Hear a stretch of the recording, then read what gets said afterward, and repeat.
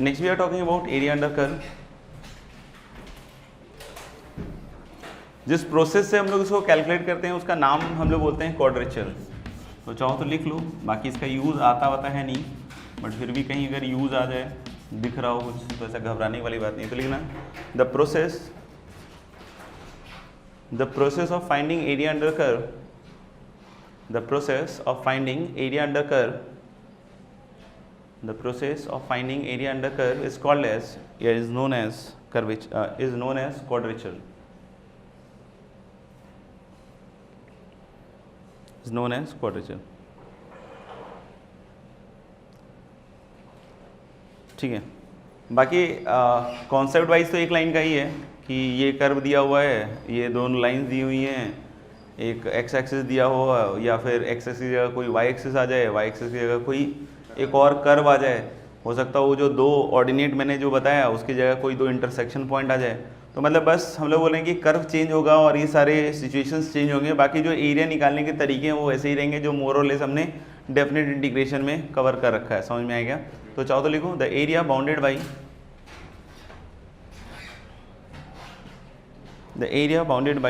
y equal to f x, bracket लिखेंगे f x greater than 0, the ordinates x equal to a, x equal to b, the ordinates x equal to a, x equal to b, and the x axis, the ordinates x equal to a, x equal to b, and the x axis is given by,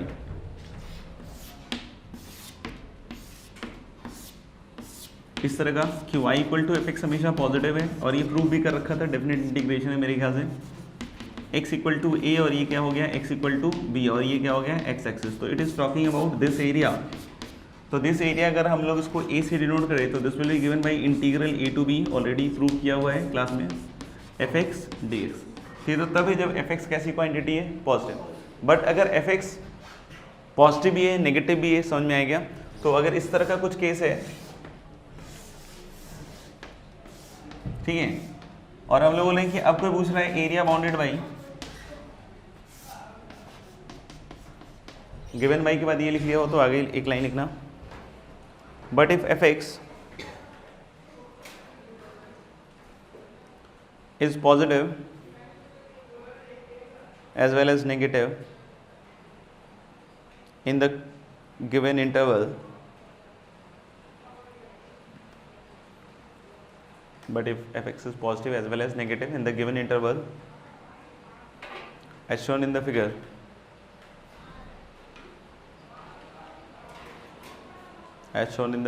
then the area bounded by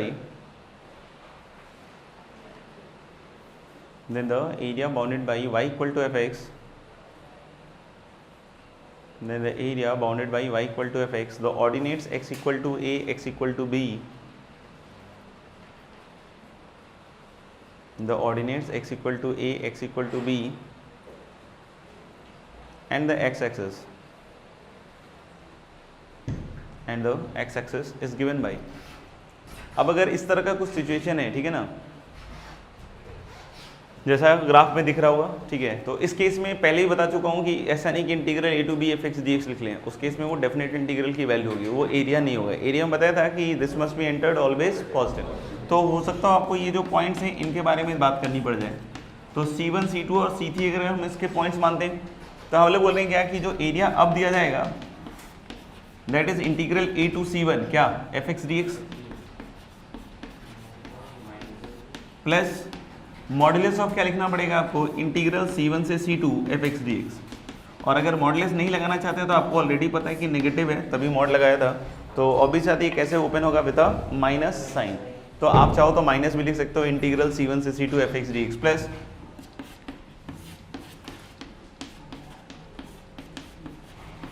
C2 से C3 F x d x, नहीं ये क्या लिखा हुआ है, C2 से C3 F x d x, सही है ना, और प्लस मॉडुलस ऑफ क्या C3 टू B क्या एफ एक्स डी एक्स।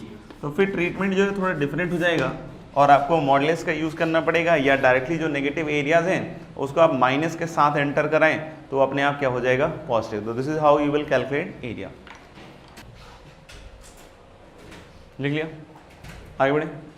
तो जैसे क्या होगा कि आपको जो भी एरिया कैलकुलेट करने के लिए दिया जाएगा तो उसमें बताया जाएगा कि कौन सा एरिया कैलकुलेट करना है, ऐसा नहीं कि नहीं बताया जाएगा, कर भी दिया जाएगा, सब कुछ दिया जाएगा।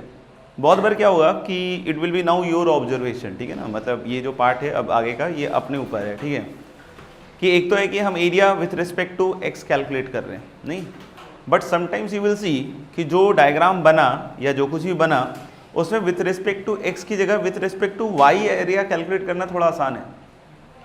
मतलब समटाइम्स यू विल फाइंड कि जो भी हम ऑर्डिनेट्स मूव करा रहे हैं या कुछ भी ऐसे काम कर रहे हैं तो उसमें वाई के रिस्पेक्ट में इंटीग्रेट करना ज़्यादा आसान है in comparison to with respect to x. बहुत बार क्या होता है कि वाई में सिंपल फंक्शन बन जाते हैं, जैसे अगर हम साइन इनवर्स और इस तरह के फंक्शंस के साथ डील करते हैं सपोज करो, तो उसका इंटीग्रेशन देखो कितना कॉस्टली है, नहीं बहुत बार तो पैसे भी नहीं रहते अपने पास नहीं, लेकिन आप उसको उल्टा कर लो, x equal to sine y सोचो, तो साइन वाई अगर हम लोग इंटीग्रेट कर रहे हैं तो वो हमारे लिए बहुत आसान है। तो बहुत बार मैं ये क्या कहना चाह रहा हूँ कि इंटीग्रेट करना विथ रिस्पेक्ट टू वाई ज़्यादा आसान होता है, समझ में आ रहा है। और बोलोगे वाई के रिस्पेक्ट में इंटीग्रेट करने में सेम खर्च, कोई दिक्कत नहीं। जैसे हम यहाँ पे वाई डी एक्स इंटीग्रेट करा रहे हैं, y multiplied by d x, y multiplied by d x continuously integrate कर रहे हैं। अब इसमें क्या करेंगे, एक्स और multiplied by d y, x multiplied by d y. अब इसमें वाई की रेंज, वाई का इंटरवल मूव करेगा रादर देन एक्स, समझ में आया क्या। तो हम लोग बोल सकते हैं क्या कि अगर मान लो कि इस तरीके से है, this is y equal to a, this is y equal to b, और आपको मान लो ये एरिया निकालना है, ठीक है ना, ये वाला एरिया निकालना है। तो फिर अब यहाँ पे आप क्या करोगे, वैसे ही कि एक डी वाई लेंथ लोगे, समझ में आ रहा है, और ये क्या हो गया एक्स, तो x इंटू डी वाई को इंटीग्रेट करोगे तो x किसके टर्म में चाहिए होगा, इन टर्म्स ऑफ y। तो अगर y as a function of x दिया हुआ है, नहीं अगर y as a function of x दिया हुआ तो पहला यहाँ पे अब काम क्या होगा कि x को इन टर्म्स ऑफ y लिखना है, यानी कि ये उन्हीं कर पे लगा पाओगे जहाँ x in terms of y लिखना कंफर्टेबल होगा। अगर ऐसा नहीं हुआ तो करते रहना यही काम फिर नहीं। तो अलग बोल रहे हैं कि अब कहाँ से कहाँ तक इंटीग्रेट होगा, a टू b, और फिर हम लोग बोल रहे हैं क्या है कि x dy, ठीक ना। To find the area,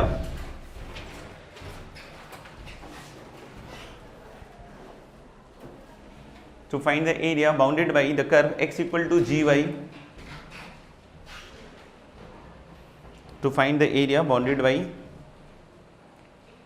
x equal to gy, the abscissa y equal to a and y equal to b, the abscissa y equal to a and y equal to b, and the y-axis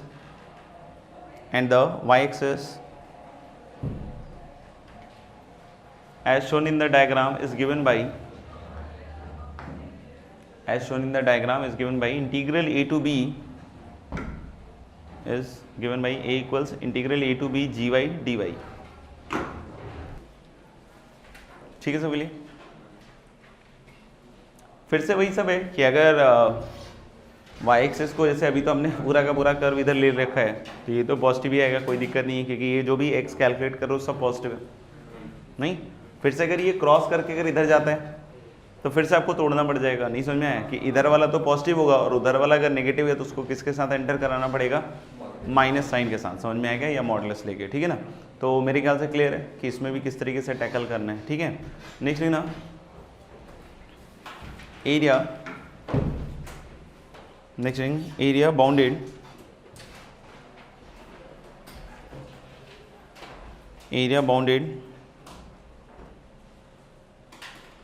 between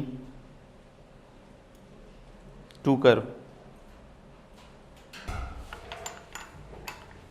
area bounded between two curve में curve की position अलग अलग हो सकती है, समझ में आएगा। जैसे अगर हम लोग बोल रहे हैं मान लो ऐसा है,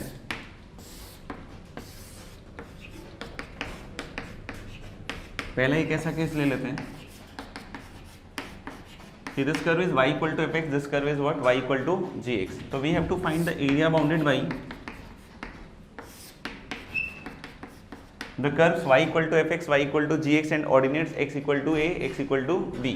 तो अगर ये एरिया निकालना है तो किस एरिया की बात हो रही है, इस वाले की, इस शेडेड रीजन के एरिया की।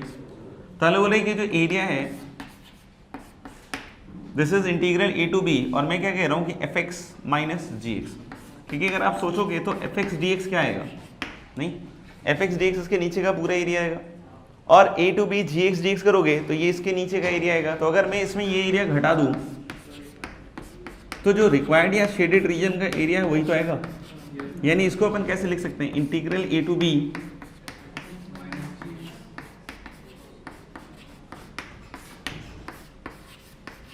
F x minus g x d x, समझ में आएगा। तो पहला पॉइंट लिखना, द एरिया एनक्लोज बिटवीन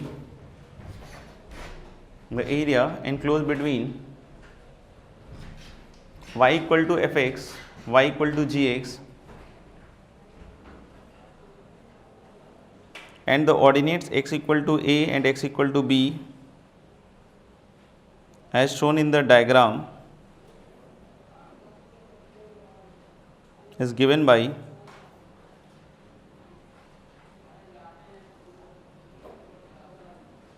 ये लिखा हुआ है। नेक्स्ट एक तो ये सिचुएशन है, समझ में आएगा, लेकिन हमेशा सिचुएशन जरूरी नहीं ऐसा ही हो, ठीक है ना। तो अगर मान लो इस तरीके से कि this is y equal to f x and this is y equal to g x,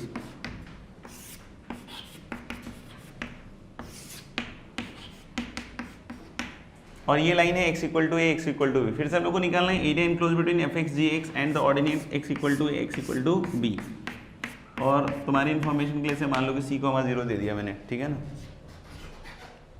तो क्या रहेगा एरिया का एक्सप्रेशन, आयुष गहन, हाँ।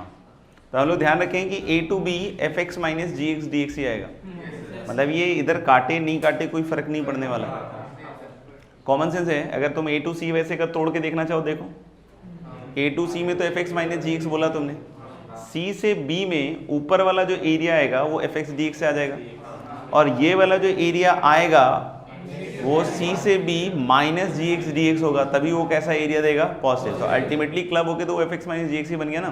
तो यानी हम लोग बिल्कुल एक मंत्र याद रखेंगे क्या, कि ए टू बी यानी between ordinates upper curve minus lower curve, समझ में आएगा, upper curve minus lower curve, मतलब सीधा सीधा a to b upper curve f x minus g x. मतलब ये तो कॉमन सेंस भी है ना यार, कि एक्स एक्सिस मान लो कि यहाँ से हटके यहाँ पे घुस जाता इधर, तो एरिया बदल थोड़ी जाता, नहीं समझ में, एरिया तो वही रहता, ठीक है ना। तो ये अगर यहाँ पे बीच में काट भी दिया तो कोई फर्क नहीं पड़ेगा, इसको नीचे ले आओ ना, तुम यहाँ ले आओ, तब भी तो एरिया तुम वही लिखोगे। तो ऑब्वियस सी बात है कि हम लोग बोले कि area will be a to b, और ज़्यादा बेटर क्या बोले बार बार, upper curve minus lower curve, ठीक है।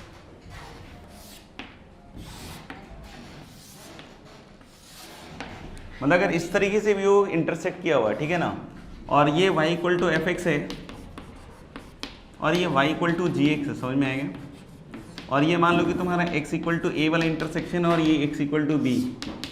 तो अगर बोल रहा है बिटवीन पॉइंट ऑफ इंटरसेक्शन जो एरिया है, तब इसके लिए ये सब नहीं कि ये पॉइंट निकाले ये पॉइंट निकाले फिर ऐसे घटा घुटू करें, नहीं, कुछ नहीं करना, सिंपल a से लेकर b तक फिर से वही upper curve minus lower curve, यानी एरिया एक्सप्रेशन अभी भी यही आएगा, a to b f x minus g x d x, समझ में आएगा। हाँ, अगर y एक्सिस के रेस्पेक्ट में कर रहे हो, मान लो कि ये वाला है तुम्हारा लाइन कुछ और ऐसे ही ये वाला, और तुम y एक्सिस से कर रहे हो, तो अब ये अपर माइनस लोअर की जगह क्या होगा, राइट माइनस लेफ्ट, क्या होगा, राइट माइनस लेफ्ट। तो अगर विद रिस्पेक्ट टू y कर रहे हो, यही काम कर रहे हो, तो सिंपल करना है क्या, कि एब्सिसा मूव करेगा y इक्वल टू ए से y इक्वल टू बी, और राइट माइनस लेफ्ट, लेकिन उसमें भी ध्यान रखना क्या, dy के रेस्पेक्ट में, मतलब y के रेस्पेक्ट में इंटीग्रेट कर रहे हो, तो दोनों कर्व को x इन टर्म्स ऑफ क्या लिखना पड़ेगा, y, मतलब राइट कर्व भी x in terms of y और लेफ्ट भी x इन टर्म्स ऑफ क्या, y, समझ में। हाँ, लेकिन कभी ऐसा हो रहा हो कि अगर बिटवीन ऑर्डिनेट्स a से b बोल रहे हैं और दो कर्व है एफ एक्स जी एक्स, और बीच में मान लो वो इंटरसेक्ट करके एक दूसरे को क्रॉस कर रहे हैं,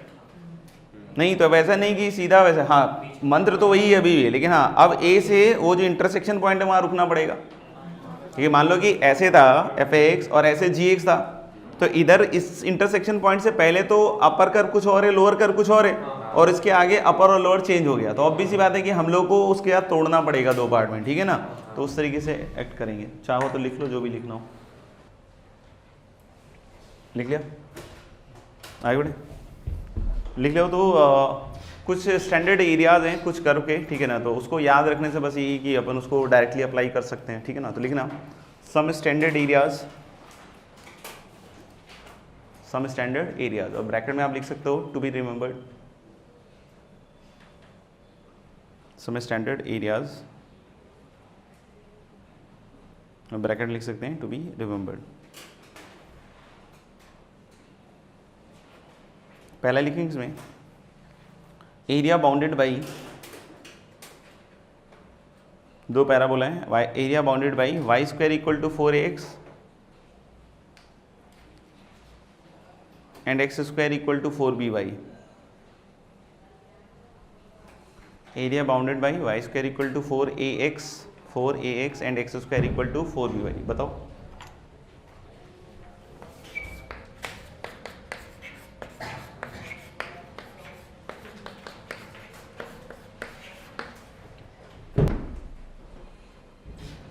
ठीक है मेरे ख्याल से 16ab अपॉन क्या आएगा 3। आप देख सकते हो ए पॉजिटिव लो बी पॉजिटिव लो ए नेगेटिव बी नेगेटिव, कुछ भी करोगे एरिया वही बनेगा, ठीक है ना। जैसे आपने ए पॉजिटिव लिया y square equal to 4x ऐसे कटेगा, और बी पॉजिटिव लिया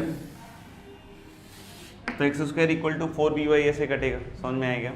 बहुत ऑब्वियस है। क्या ऑब्वियस है कि हम लोग बोलेंगे कि अगर बी तुमने उल्टा कर दिया नेगेटिव कर दिया तो ये ऐसे कटेगा, तो एरिया तो सेम ही बनाएगा ना। या तुमने इसको इधर पलट दिया तब भी वो चीज़ वही नहीं आएगी। समझ में आएगा? तो हार्डली मैटर्स कि ए और बी के साइंस क्या है, एरिया वही आएगा। ये पॉइंट निकालना पड़ जाएगा। जैसे अगर हम x square equal to 4by कह रहे हैं तो y equal to x square by 4b रखोगे यहाँ, तो एक्स की बार 4/16b स्क्वायर आएगा, तो एक्स क्यूब आएगा ना एक्स कटने के बाद, तो एक तो एक्स इक्वल टू 0 आ जाएगा, तो एक्स क्यूब इक्वल टू मुझे तो लग रहा है कि 64 ना, यानी एक्स इक्वल टू आ जाएगा 4 ए की पावर 1/3 और बी की पावर ऐसे ही आएगा ना, और वाई जस्ट इसका उल्टा हो जाएगा 4 ए की पावर 2/3 और बी की पावर 1/3 ऐसे ही होएगा। खैर मतलब नहीं है। बाकी हम लोग बोल रहे हैं कि एरिया निकालना है, तो इंटीग्रल 0 से दिस लिमिट 4, ठीक है ना। अपर कर मतलब ये वाला Y square equal to 4x, लेकिन आपको y is a function of x लिखना है, तो 2√a√x माइनस यहाँ से अगर लिखोगे तो एक्स स्क्वायर अपॉन 4b, और पूरी ईमानदारी से कैलकुलेट करना अपने आप क्या आएगा 16ab अपॉन 3। ठीक है, नेक्स्ट लेना second point, area bounded by, second point,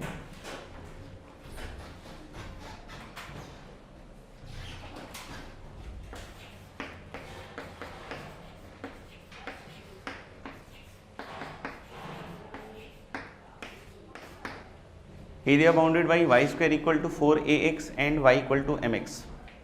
करो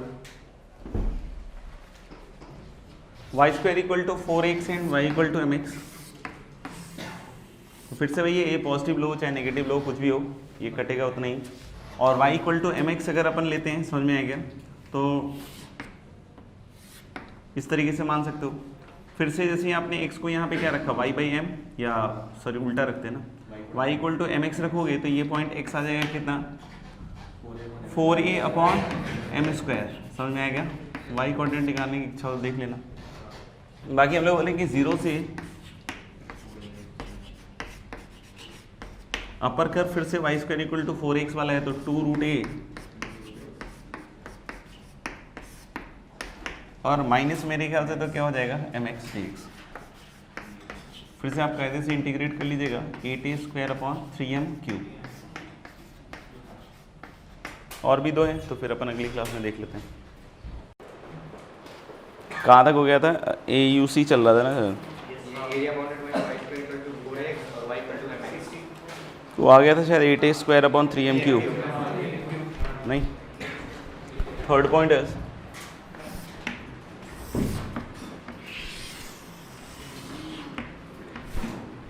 जैसे सर्कल का area x² plus y square equal to a² का हम लोग कितना बोलते हैं πa², ठीक है ना। वैसे ही अगर कोई एलिप्स है x² upon a² plus y square upon b² equal to 1, इसका एरिया क्या बोलते हैं πab। तो जो एरिया बाउंडेड है एलिप्स के द्वारा ये वाला पूरा,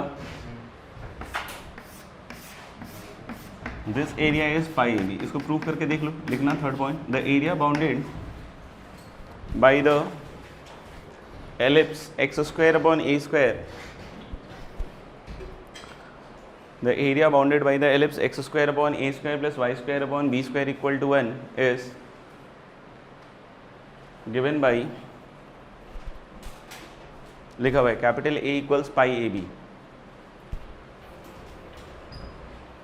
तो इससे हम लोग क्या कर सकते हैं कि ये सिमेट्रिकल दिख रहा है नहीं, तो इसमें एक पार्ट का एरिया निकाल के काम चला सकते हैं, 4 गुना कर देंगे नहीं, तो हम लोग बोल सकते हैं क्या कि एरिया निकालना हम लोगों को पता है कि दिस इज y इंटू कितना हो जाएगा dx, और इसका इंटीग्रल यहाँ से लेकर ये पॉइंट कैसे निकलेगा, y को आप 0 कर लो, तो y को 0 कर लोगे तो ये पॉइंट a, 0 निकल जाएगा, ये माइनस a, 0 निकल जाएगा। तो हम लोग बोल सकते हैं जो एरिया है this will B 4 times integral 0 से a, तो y निकालना पड़ेगा इंटू dx करना पड़ेगा, तो y यहाँ से कितना आएगा आपके पास, इसको इधर भेजना पड़ेगा, b से मल्टीप्लाई करोगे तो 4b अपॉन a और इंटू आएगा रूट ओवर a स्क्वायर और क्या आएगा dx। अब ये लविंग इंटीग्रेंड है वैसे तो नहीं, तो मेरे ख्याल से जीवेश सुना देगा, बताओ बेटा, root under a square minus x square का इंटीग्रल तो हम लोग लेके एक तो वही है कि डायरेक्टली हम लोग उसको x/2 into root under a square minus x square करके कर सकते हैं। बाकी और सिंपल तरीके से भी कर सकते हैं कि x को a साइन थीटा भी रख सकते हो, नहीं तो x को a साइन थीटा रखोगे तो उससे भी हो जाएगा। बाकी आप ऐसा भी सोच सकते हो कि ये सर्कल लिखा हुआ है,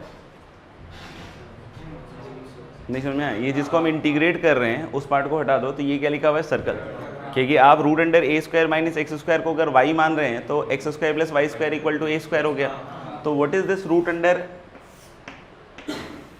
a square minus x square, this is going to be, समझ में आ रहा है ये वाला पार्ट, क्योंकि अगर आप इसको y मानते हो तो y square is plus x square equal to a square आया, तो वो तो कंप्लीट सर्कल बनेगा, बट स्क्वायर रूट है तो सिर्फ पॉजिटिव वाला पोर्शन रहेगा।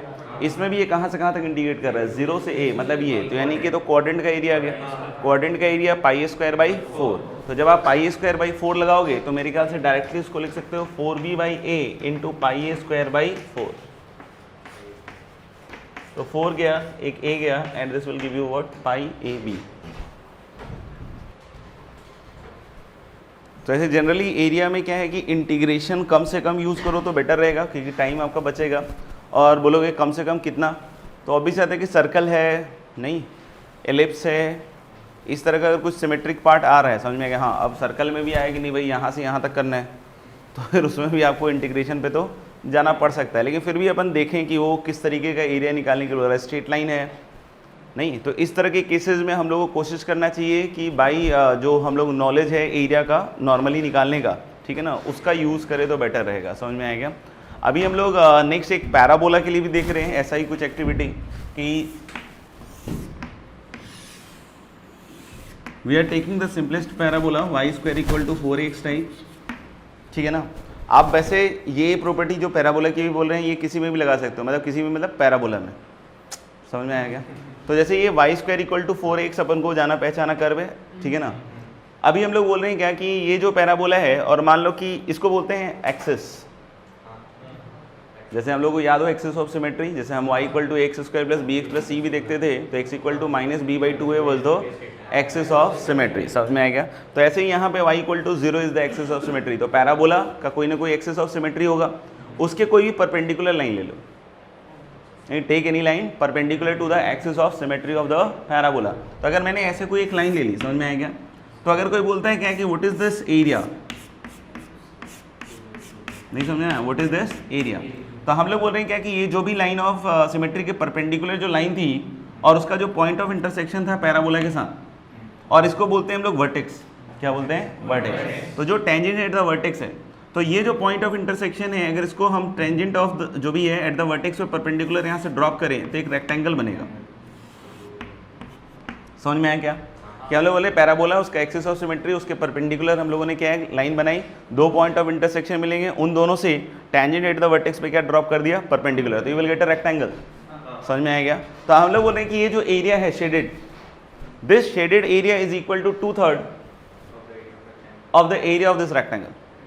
मतलब हम लोग को इसमें कुछ करने की जरूरत ही नहीं है, क्या हम लोग को सिंपली देखना है कि इस पॉइंट के कोऑर्डिनेट्स क्या हैं, और इस पॉइंट के कोऑर्डिनेट्स के अगर समझ में आ गया ये तो सिमेट्रिकल आ ही जाएगा आपका, नहीं तो हम लोग इसके हिसाब से ही हम लोग बोल सकते हैं क्या कि ये एरिया रेक्टेंगल का निकल जाएगा, उसका सिंपली क्या करना पड़ेगा 2/3, मतलब वो जो इंटीग्रेशन का प्रोसेस है उससे हम बच जाएंगे। समझ में आएगा? तो जैसे हम इस लाइन को फॉर द टाइमिंग एस्टेब्लिश करने के लिए x इक्वल टू एल ले लेते हैं।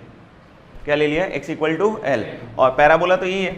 अगर इस एरिया को देखोगे तो ये एरिया क्या होगा शेडेड रीजन का? 2 टाइम्स 0 से l, नहीं क्या होगा? 2 टाइम्स 0 से l, और y इक्वल टू निकालोगे तो 2 root a root x dx, और यहाँ देख सकते हो 4 रूट a, और ये x की पावर 1/2 का क्या हो जाएगा? x की पावर 3/2 अपॉन 3/2 मतलब क्या होगा? 2/3, और x की पावर 3/2 रखोगे तो कितना आएगा? l की पावर, यही आएगा ना सर? तो अब आप देखोगे अगर इस रेक्टेंगल का एरिया निकालते हैं हम लोग, समझ में आएगा? तो अगर ये पॉइंट l है तो इसका y कोऑर्डिनेट देख लो एक बार, क्या आएगा? हाँ, √4al मतलब 2 रूट a रूट l, ऐसा ही कुछ ना। तो अपन क्या बोले इसका एरिया? l, और ये वाला हो जाएगा 4 रूट al, नहीं समझ में आया? ये क्या हो जाएगा? 4 रूट al। तो what is the area? l into 4 root a into root l। समझ में आ रहा है क्या? इसको देखना आप, 4 रूट a और वो दिख रहा है l की पावर 3/2 हो गया, नहीं तो 4 रूट a और l की पावर 3/2 सेम आ गया, और ये बचा क्या? 2/3। तो यानी कि हम लोग बोल सकते हैं ना सिंपली कि इसका 2/3 जो है, और ये रेक्टेंगल का एरिया है, इसका जो 2/3 है वही ये एरिया ऑफ क्या है? Shaded region. हम इस तरह की चीज़ें अगर लगाएंगे तो इंटीग्रेशन बहुत बार पैराबोला के केस में बच जाएंगे। जैसे हम लोगों ने 16ab/3 लगाया था, याद करो, तो ऐसा था, ये पॉइंट निकाला था शायद, कितना आया था? 2 था ना शायद, या 4 a की पावर क्या था? 1/3, b की पावर 2/3, ऐसा ही था ना। और क्या था? 4 a की पावर 2/3, b की पावर 1/3, सही है क्या? तो ये हम लोग के पास ये पॉइंट ऑफ क्या आया था? इंटरसेक्शन। अब यहाँ से जैसे मैं परपेंडिकुलर ड्रॉप कर रहा हूँ, इसका एरिया तो क्लियर है सबको? कितना? 16ab, हाफ तो आएगा नहीं ना, 16ab, दोनों मल्टीप्लाई कर दो, कितना आएगा? 16ab। अब अगर हम लोग इस पैराबोला को ध्यान से देखें, नहीं ये पहला पैराबोला दिख रहा है, तो अगर ये एरिया अगर मैं तुमसे पूछूं तो ये इसका क्या होगा? 2/3 पक्का। तो अगर इसका 2/3 हो गया, समझ में आ रहा है क्या? इस टोटल एरिया को मैंने कैपिटल ए माना है, ठीक है? तो ये वाला एरिया अगर 2/3 हो गया तो ये एरिया क्या हो गया? a/3 हो गया। अब अगर ये वाला पैराबोला देखो, इसके लिए भी परपेंडिकुलर लाइन हो गया, नहीं तो फिर से ये वाला रेक्टेंगल का ये वाला एरिया क्या हो गया? 2/3, तो ये क्या हो गया? a/3। तो ये जो बच गया एरिया ये भी क्या हो जाएगा? a/3। तो डायरेक्टली हम लोग बिना इंटीग्रेशन के भी बोल सकते हैं, अगर ये रिजल्ट पता है तो 16ab अपॉन क्या हो जाएगा? 3। तो उस तरीके से बहुत सारे क्वेश्चंस में हम टाइम बचा सकते हैं। लिख लेना area of the shaded region, ये डायग्राम पहले ऊपर बना लेना।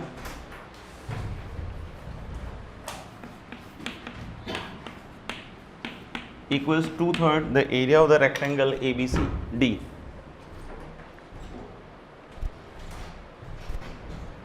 ठीक है। 11th में हम लोगों ने एक बात ऑलरेडी स्ट्रेट लाइन में बोला हुआ था, ठीक है ना, कि जब हम शिफ्टिंग ऑफ क्या देख रहे थे? ओरिजिन, तो वहाँ भी बोला था कि जो एरिया है that is invariant and will not change under the translation of the coordinate axes. यानी शिफ्टिंग ऑफ ओरिजिन में हम लोग बोल रहे हैं कि एरिया का चेंज का कोई लेना देना नहीं है। लास्ट क्लास में भी शायद ऐसा कुछ बोला ही था, नहीं? तो एक लाइन नोट करके लिखना, area is invariant, area is invariant under the translation of coordinate axis, under the translation of coordinate axis, और ब्रैकेट में लिख सकते हो शिफ्टिंग ऑफ ओरिजिन। लिखना, कुछ सिंपल से सवाल कर रहे हैं एरिया में। Find the area bounded by y equal to ln x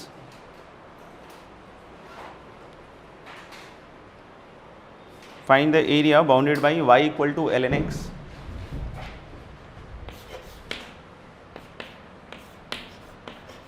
x axis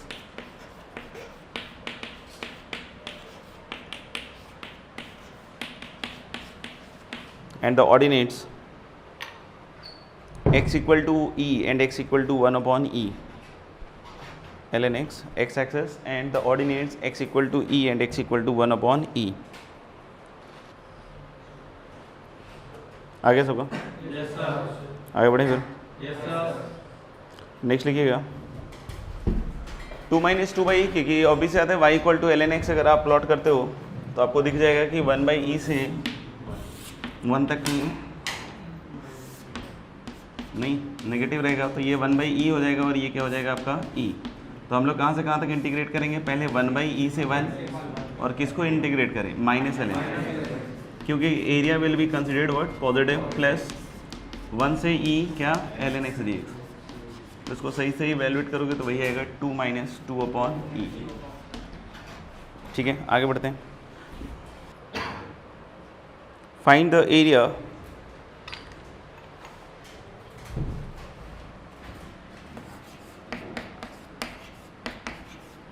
bounded by the curve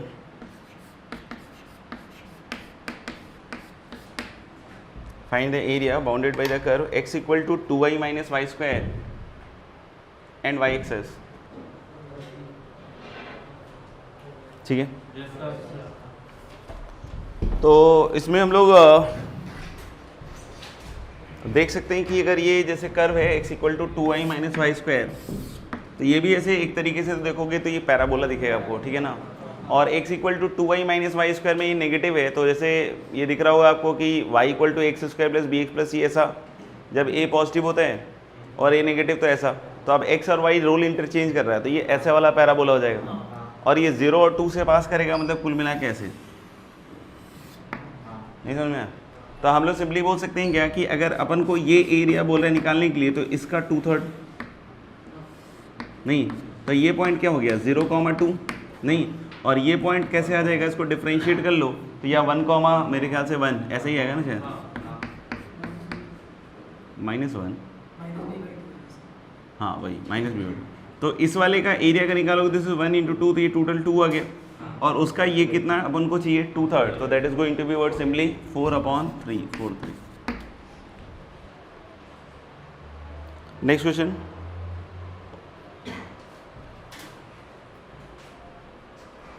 find the area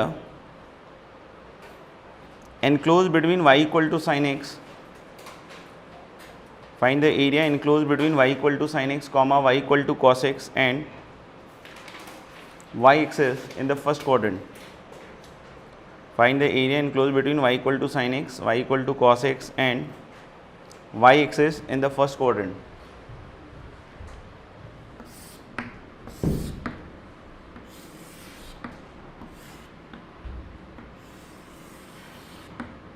तो साफ साफ बोल रहा है, बाउंड्रीज क्लियरली बता रखा है कि एक तो y equal to sine x होना चाहिए, एक y equal to cos x होना चाहिए, और एक क्या होना चाहिए y एक्स है। तो होपफुली यही वाला एरिया की बात कर रहा होगा शायद, नहीं। और ये पॉइंट ऑफ इंटरसेक्शन शायद बच्चे को पता है कितना है 5। अब आप देख सकते हो कि इस ऑर्डिनेट से इस ऑर्डिनेट तक एरिया निकालना है आपको, नहीं। और हम लोग को ये दोनों कर्व के बीच का इनक्लोज एरिया निकालना है, तो कौन सा कॉन्सेप्ट लगाएंगे, अपर कर्व माइनस लोअर कर्व, यानी सिंपली हम लोग इसको क्या लिखेंगे 0 से π/4 cos x minus sine x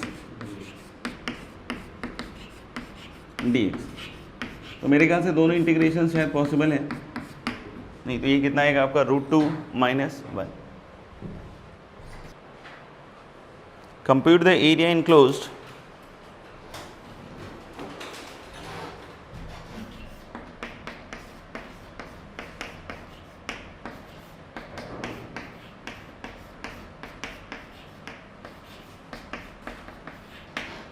compute the area enclosed between y equal to sec inverse x, y equal to cosec inverse x and the line x minus 1 equal to 0।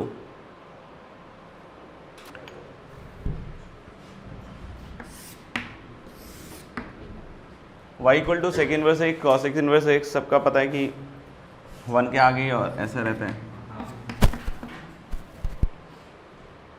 Sec inverse x तो पूरा का पूरा positive है,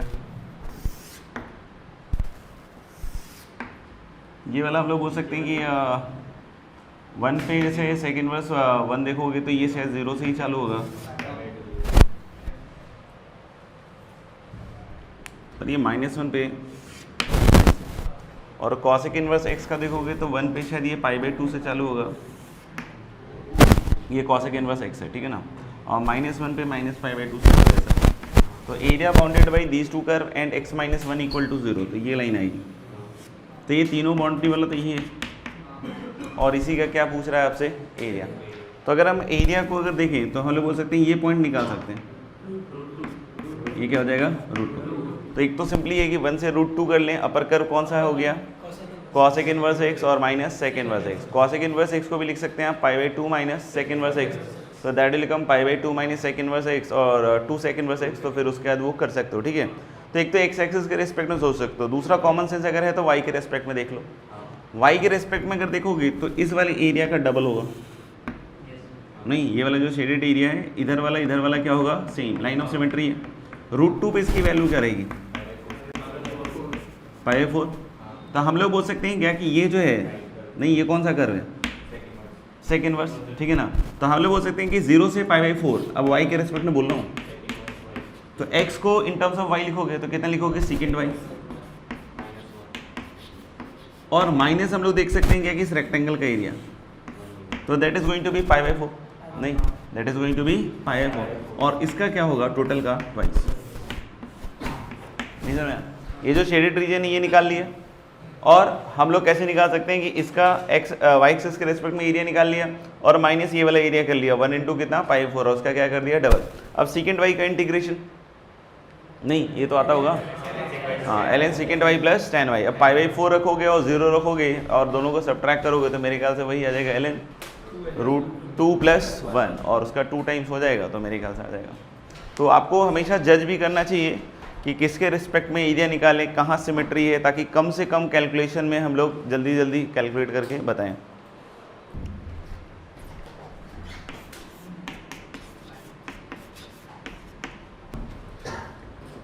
लिख लिया, लिख लिया। तो next question is find the area enclosed,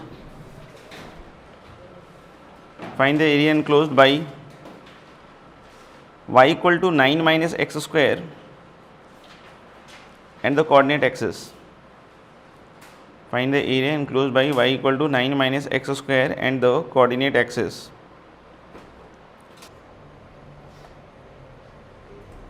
Area enclosed by बोल रहा है curve and the coordinate axis.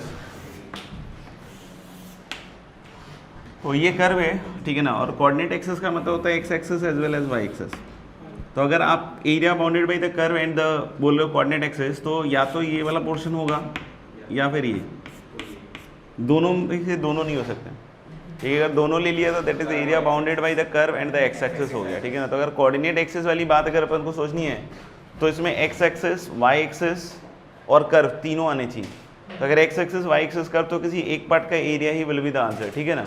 Obvious बात है कि हम इसका एरिया निकाल सकते हैं। ये पॉइंट कैसे हो गया 0,9 और ये क्या हो गया 3,0।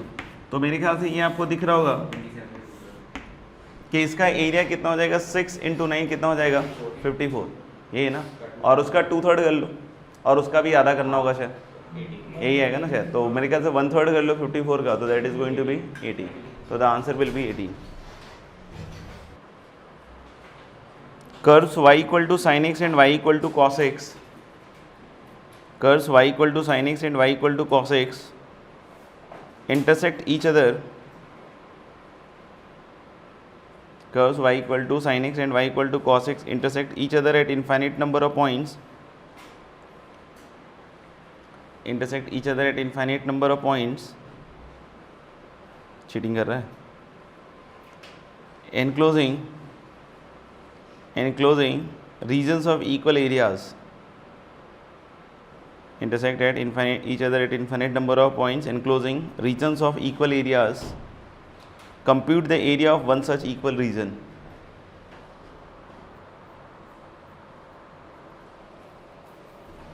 Compute the area of one such equal region.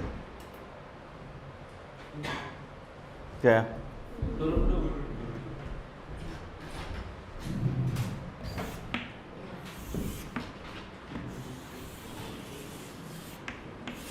तो बिल्कुल सही कह रहा है कि sin x और cos x का जो ग्राफ है वो इनफाइनाइट नंबर ऑफ पॉइंट्स पे इंटरसेक्ट करता है।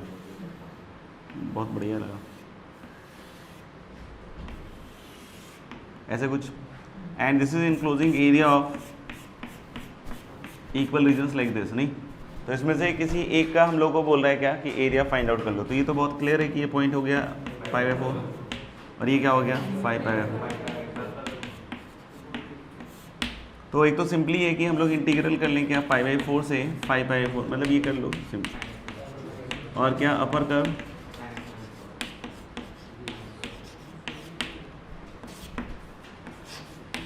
और क्या sin x minus cos x dx, यही है ना शायद। और बाकी अगर अपन ऐसे देखें कि अगर अभी वाला, वैसे तो ये याद रहता नहीं है बट फिर भी ठीक है, अगर इसका √2 - 1 अगर अपन को ध्यान है तो ये जो एरिया है ये 2, सॉरी कितना 2 ही होता है ना, नहीं लूप का एरिया 2 होता है, ये कितना हो गया 1, तो 1 में से ये घटाओगे तो ये वाला एरिया कितना होगा 2 - √2, सही है ना भाई। और ये पूरा एरिया लूप का 2 और ये वाला हटा दो, नहीं तो ये वाला अगर हटाओगे मतलब 2 - √2, तो ये वाला एरिया किसका बच जाएगा √2। तो अगर ये वाला एरिया √2 है तो ये नीचे वाला भी एरिया कितना है √2, तो डायरेक्टली इसको बोल सकते हैं क्या 2√2।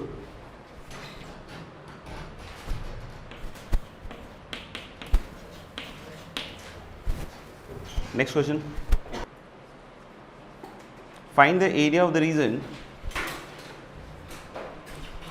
Find the area of the region bounded by the parabola, find the area of the region bounded by the parabola y square equal to 4x, find the area of the region bounded by the parabola y square equal to 4x and a normal drawn to it, find the area of the region bounded by the parabola y square equal to 4x and a normal drawn to it with gradient -1 and a normal drawn to it with gradient -1। Normal का slope दिया हुआ है क्या -1, तो normal कुछ ऐसा आएगा। तो ऑफ कोर्स हम लोग बोल रहे हैं क्या कि ऐसा नहीं कि सिर्फ ऊपर वाला पॉइंट इंटरसेक्शन देख लेना बाकी खत्म, नहीं, हालांकि ये जो नॉर्मल होगा ये नीचे भी काटेगा। और अगर इसका स्लोप -1 है तो पहले तो dy/dx निकाल लेते हैं इसका, ठीक है ना।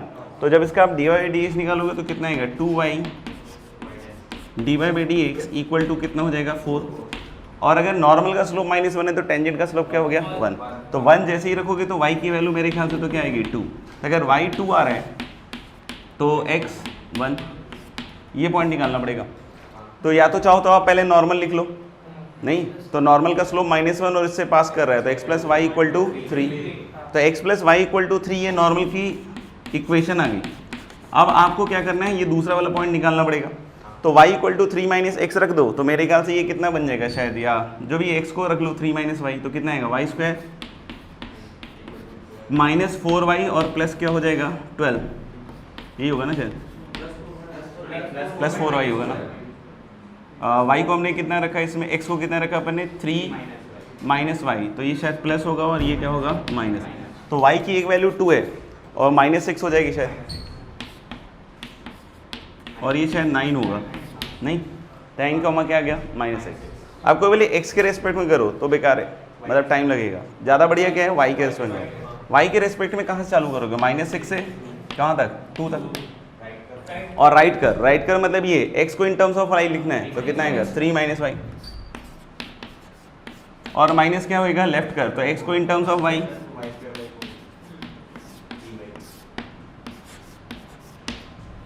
समझ में आ रहा है क्या। तो अब इसका हम लोगों को क्या निकालना है एरिया, तो इसका अगर एरिया निकालेंगे तो this is going to be what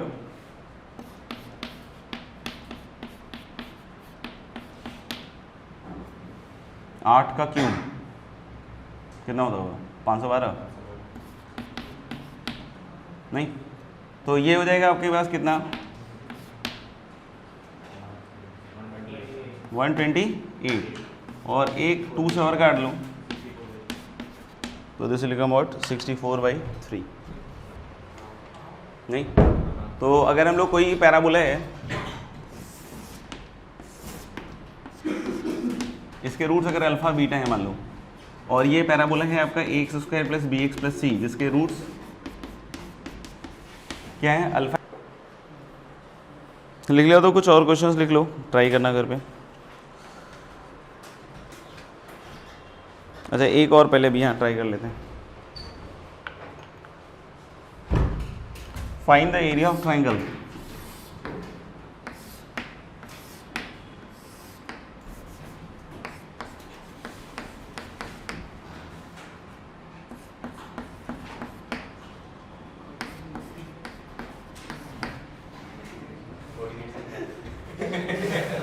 I knew that.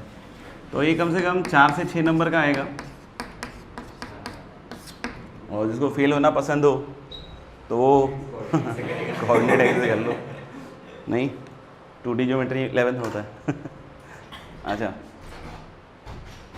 Find the area of the triangle whose vertices are 4, 5, 2, 1 and 6, 3।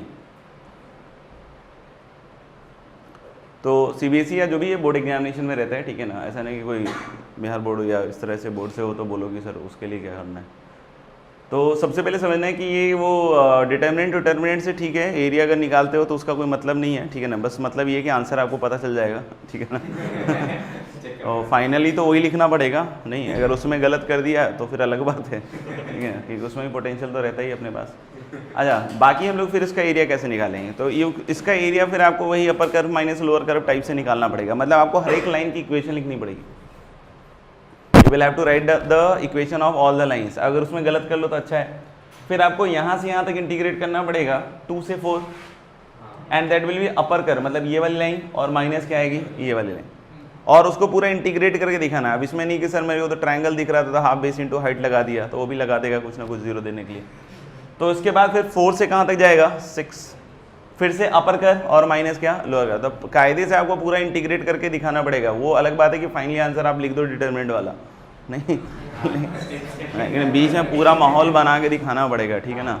और अगर उसने गलती से चेक कर लिया तो अलग बात है। तो करके देख लेना इसको भी, ठीक है ना। बाकी बोल दिया है मैंने, और कुछ क्वेश्चंस और लिख लो ना, लिखना find the area. Next question, find the area of the region, find the area of the region in the first quadrant, find the area of the region in the first quadrant bounded on the left, find the area of the region in the first quadrant bounded on the left by the y-axis,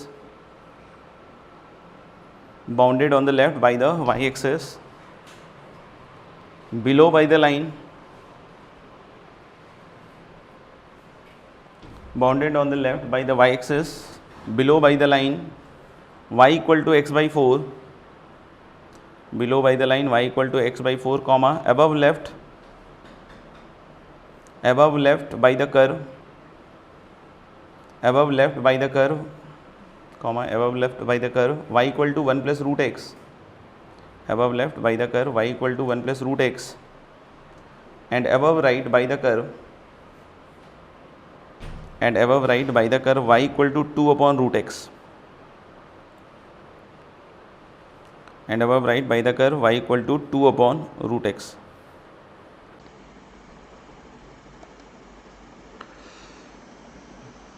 hello, अभी जो सवाल था इसको देख लेते हैं और आप लोग भी ट्राई कर लीजिएगा। इंग्लिश थोड़ी इसकी ठीक ठीक है, तो डायग्राम अच्छे से बनाना पड़ेगा। बोल रहा है find the area of the region, मतलब एक ऐसे रीजन का एरिया फाइंड आउट करना है, और that too in first quadrant, और जिसको बाउंड कर रहा है लेफ्ट से कौन, वाई एक्सेस, मतलब this y axis is bounding from the left, मतलब ये जो वाई एक्सेस है ये इसको बाइंड कर रहा है फ्रॉम द लेफ्ट। फिर बोल रहा है कि on the left below by the line y equal to x by 4, तो एक लाइन आप ड्रॉ कर लीजिए। तो नीचे से कौन इसको बाउंड कर रहा है इस पर्टिकुलर एरिया को, y equal to x by 4, तो ये हो गया एक। तो above left by the curve y equal to 1 plus root x, तो 1 plus root x से भी इतना ही होगा ऊपर वाला एरिया। रूट एक्स का कर्व ऐसे आता है इधर से, और 1 प्लस रूट एक्स कीजिएगा तो ऐसा करके जाएगा, ठीक है ना। और फिर बोल रहा है कि above left by this, left से ये कर रहा है ऊपर से, और right by y equal to 2 upon root x, तो ये कुछ ऐसा आएगा 2 अपॉन रूट एक्स। समझ में आ रही बात। तो मान लो कि ऊपर से उस एरिया को लेफ्ट से तो ये वाला curve y equal to 1 plus root x bound कर रहा है, राइट से y equal to 2 upon root x कर रहा है, लेफ्ट से ये वाला कर रहा है और राइट से ये वाला कर रहा है, तो किस एरिया की बात हो रही है जिसको मैं अभी शेड करके आपको दिखा रहा हूँ, राइट? तो ये वाले एरिया की बात हो रही है। अब इस एरिया को फाइंड आउट करना है, तो आप कैसे भी फाइंड आउट कर सकते हैं, with respect to x, with respect to y, दोनों ही तरीके से फाइंड आउट हो जाएगा। पहले तो ये पॉइंट निकाल लीजिए, हालांकि मुझे लगता है कि x इक्वल टू 1 और y इक्वल टू 2 आ रहा है, शायद ये पॉइंट देख लो, x equal to 1 y equal to, ठीक है। और ये वाली चीज़ जो है x को 4 और y को 1, तो ये शायद 4,1 आ रहा है, तो यानी कि ये बिल्कुल सेम लेवल पे आ रहा है, ये 0,1 है और ये 4,1 है, तो ये बिल्कुल सेम लेवल पे आ रहा है। तो भाई साहब ये एरिया तो ट्राइंगल का एरिया हो गया, तो कैसे निकाल सकते हैं, हाफ इनटू बेस, तो बेस तो ये हो गया 1 और ये हाइट मान लो तो 4, एक तो ये हो जाएगा प्लस, और मैं इसको y के रेस्पेक्ट में निकाल रहा हूँ, ध्यान रखना। तो y के रेस्पेक्ट में कैसे बतलाया था मैंने कि upper lower abscissa to upper abscissa, मतलब कहाँ से कहाँ तक जाएगा, 1 से लेकर 2, और right curve minus left curve. लेकिन राइट कर्व में भी हमें x in terms of y लिखना पड़ेगा, मतलब इससे क्या आएगा, x इक्वल टू 4/y² और माइनस लेफ्ट कर y equal to 1 plus root x, तो x क्या आएगा, y माइनस 1 का होल, शायद ऐसा कुछ आएगा। x in terms of y लिखना पड़ेगा, क्यों, क्योंकि विद रिस्पेक्ट टू y कर रहा हूँ, और आप चाहें तो विद रिस्पेक्ट टू x भी निकाल लीजिएगा, तो यही कुल मिला के आएगा एरिया, देख लीजिए आप इसको काउंट करके। 4/y² का हो गया -4/y और -y माइनस 1 का क्यूब/3, 1 से 2, तो मुझे लग रहा है कि 2 रखिएगा, इधर रख लेता हूँ, 2 रखिएगा तो -2 और माइनस कितना 1/3, ओके, और फिर क्या आ जाएगा, माइनस माइनस +4, तो 4 - 2 इज़ 2, 2 - 1/3 इज़ 5/3, शायद पता नहीं 11/3 के आसपास आ रहा है। ठीक है, तो फिर अगला लेक्चर एरिया का बाद में अपन देखेंगे। होमवर्क में आप exercise 3 remaining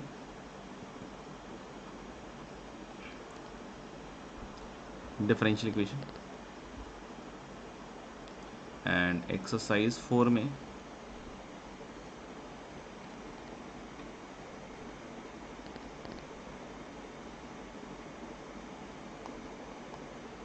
question number 1 to 11।